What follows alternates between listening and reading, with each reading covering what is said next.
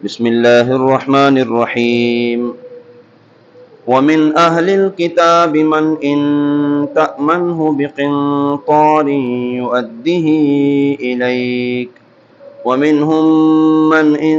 تأمنه بدينار لا يؤده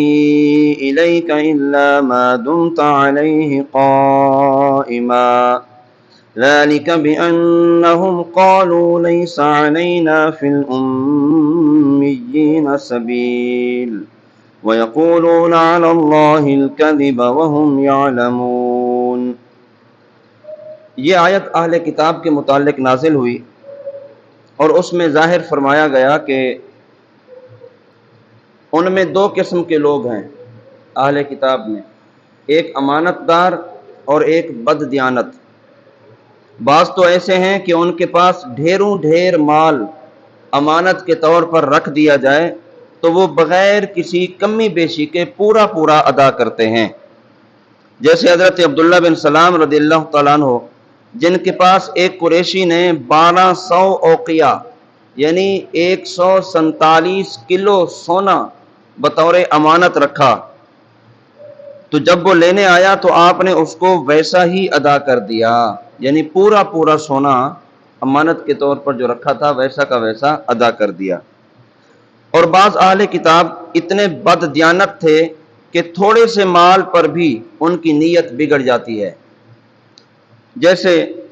Phinehas بن عازورہ نامی یہودی، جس کے پاس کسی نے ایک اشرفی رکھی تھی امانت کے طور پر، لیکن جب وہ لینے کے لیے آیا تو واپس دینے پر وہ مکر گیا اور انکار کر دیا۔ تو ان دونوں قسم کے لوگوں کے بارے میں فرمایا گیا کہ اہل کتاب میں کوئی تو وہ ہے اگر تم اس کے پاس ڈھیر مال بھی امانت کے طور پر رکھو تو وہ تمہیں پورا کا پورا واپس کر دیں گے، اور انہی میں سے کوئی وہ ہے اگر تم اس کے پاس 1 دینار بھی امانت رکھو تو وہ جب تک تم اس کے سر پر نہیں کھڑے ہوں گے اور بار بار تقاضا نہیں کرو گے تو وہ واپس دینے کا نام نہیں لے گا۔ گویا اللہ کے ڈر سے نہیں بلکہ لوگوں کے ڈر سے اور بار بار کے تقاضے پر ہی وہ امانت کو ادا کرے گا، اور ایسی امانت داری قابل تعریف نہیں کہ جو بلند اخلاقی اور خوف خدا کی وجہ سے نہ ہو بلکہ لوگوں کے ڈر کی وجہ سے ہو۔ یہودی اس طرح بددیانتی کی حرکتیں کرتے اور اپنے نفس کو اس ہیلے بہانے سے راضی کرتے کہ اللہ تعالیٰ نے اپنی کتابوں میں دوسرے دین والوں کے مال ہضم کر جانے کا حکم دیا۔ وہ کہتے تھے کہ اللہ نے اپنی کتابوں میں لکھا ہے کہ جو دوسرے مذہب کے لوگ ہیں ان کے مال ہضم کر جاؤ، ان کے مال ہڑپ کر جاؤ، ان کے مال کھا جاؤ، واپس ادا نہ کرو۔ تو یہ ان کی خام خیالی تھی۔ اللہ تعالیٰ نے اپنی کسی بھی کتاب میں نہ بد دیانتی کا حکم دیا، نہ کسی کے مال کو نقصان دینے کا حکم دیا، نہ کسی کا مال ہڑپ کرنے کا حکم دیا۔ ایسا اللہ تعالیٰ نے کسی بھی کتاب میں حکم نہیں دیا ہے۔ تو یہ اللہ تعالیٰ پر بہتان باندھتے تھے۔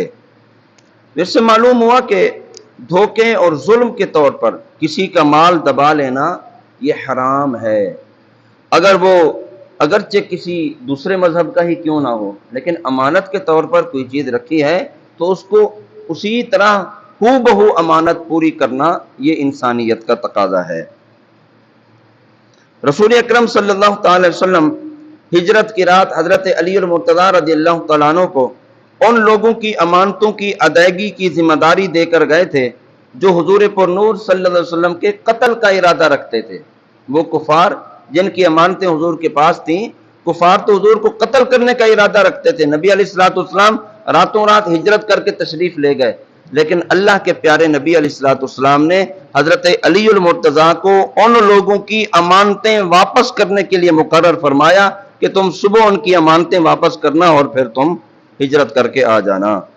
تو جو قتل کرنے کا ارادہ رکھتے تھے نبی علیہ السلام نے ان کی بھی امانتیں ادا کرنے کا حکم دیا ہے، اور جن سے تنگ آ کر حضور اکرم صلی اللہ علیہ وسلم ہجرت کر رہے تھے۔ تو ایک کاش ہمارے مسلمان بھائی بھی غور کریں اور رسول کریم صلی اللہ علیہ وسلم کی سنت پر عمل پیرا ہیں یا یہودیوں کے طریقے پر عمل پیرا ہیں۔ تو اس وقت عمومی طور پر مسلمان دنیا میں نیک نامی سے مشہور نہیں ہیں۔ دھوکہ، فراڈ، 2 نمبری، چوری، ڈکیٹی، یہ یہ تمام چیزیں مسلمانوں کے اندر بھی پائی جاتی ہیں، تو سنت رسول پر اور قرآن کے احکام پر عمل کرنا ہم پر لازم ہے، اور قرآنی اصولوں کے مطابق زندگی گزارنا یہ ہمارے لیے ضروری ہے۔ بلا من اوفى بعهده واتقى فإن اللہ يحب المتقین، کیوں نہیں، جو اپنا وعدہ پورا کرے اور پرہیزگاری اختیار کرے تو بے شک اللہ پرہیزگاروں سے محبت فرماتا ہے۔ یہودیوں کی بات کہ دوسرے مذہب والوں سے بددیانتی کرنے میں ان سے کوئی پوچھ گچھ نہیں ہوگی، یہ ان کا خیال تھا۔ تو اس کے بعد اللہ تعالیٰ نے اپنا قانون بیان فرما دیا کہ دوسروں سے بددیانتی کرنے پر پوچھ گچھ کیوں نہیں ہوگی۔ وعدہ پورا کرنا اور امانت کا ادا کرنا، یہ دونوں چیزیں پرہیزگاری سے تعلق رکھتی ہیں، یہ دونوں چیزیں تقوی سے تعلق رکھتی ہیں، اور پرہیزگاری اللہ تعالیٰ کو بہت پسند ہے۔ اگر تم پرہیزگاری والے کام کرتے ہو تب تم اللہ کے محبوب بنو گے، اگر تم بددیانت ہو، دھوکے باز ہو، فراڈی ہو، دو نمبریاں کرنے والے ہو، کبھی بھی اللہ تم سے محبت نہیں فرمائے گا۔ تو واضح پیغام اللہ تعالیٰ نے دے دیا۔ اگر تم اللہ کی پسندیدہ چیزوں پر چلے تو اللہ تعالیٰ تمہیں اپنا محبوب بنا لے گا، اور تم اللہ کی پسندیدہ چیزوں کی مخالفت کرنے میں لگے رہے تو اللہ تعالیٰ مواخذہ پھر ضرور لے گا۔ تو اس سے معلوم ہوا کہ جو کسی سے وعدہ کیا جائے تو اسے ضرور پورا کیا جائے، خواہ رب سے کیا ہو وعدہ، یا عام انسانوں سے وعدہ کیا ہو، یا نبی سے وعدہ کیا ہو، یا اپنے پیر و مرشد، یا وقت نکاح بیوی سے وعدہ کیا ہو، تو یہ وعدے پورے کرنا اللہ کے پسندیدہ کاموں میں سے ہے۔ تو ان معاملات میں اگر ہم نے اللہ کی پسند چاہی تو اللہ تعالیٰ ضرور ہم سے محبت بھی فرمائے گا۔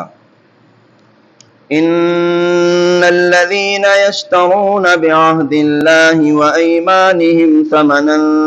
قليلا اولئك لا خلاق لهم في الاخره ولا يكلمهم الله ولا ينظر اليهم يوم القيامه ولا يزكيهم ولهم عذاب اليم۔ بے شک وہ لوگ جو اللہ کے وعدے اور اپنی قسموں کے بدلے تھوڑی سی قیمت لیتے ہیں، ان لوگوں کے لیے آخرت میں کچھ حصہ نہیں، اور اللہ قیامت کے دن نہ تو ان سے کلام فرمائے گا، نہ ان کی طرف نظر کرے گا، نہ انہیں پاک کرے گا، اور ان کے لیے دردناک عذاب ہے۔ یہ آیت مبارکہ یہودیوں کے علماء اور یہودیوں کے کچھ سرداروں کے متعلق نازل ہوئی، مثلاً ابو رافع، کعب بن اشرف، اور ان کے علاوہ جو بڑے بڑے سردار تھے یا ان کے علماء تھے، ان کے بارے میں نازل ہوئی جنہوں نے اللہ تعالیٰ کا وہ وعدہ چھپایا تھا جو نبی آخر الزمان حضرت محمد مصطفیٰ صلی اللہ تعالیٰ علیہ وسلم پر ایمان لانے کے متعلق ان سے تورات میں جو وعدہ لیا گیا تھا، ان لوگوں نے اس وعدے کو چھپایا اور عام لوگوں تک وہ وعدہ نہیں پہنچایا، تو انہوں نے اس کو بدل دیا،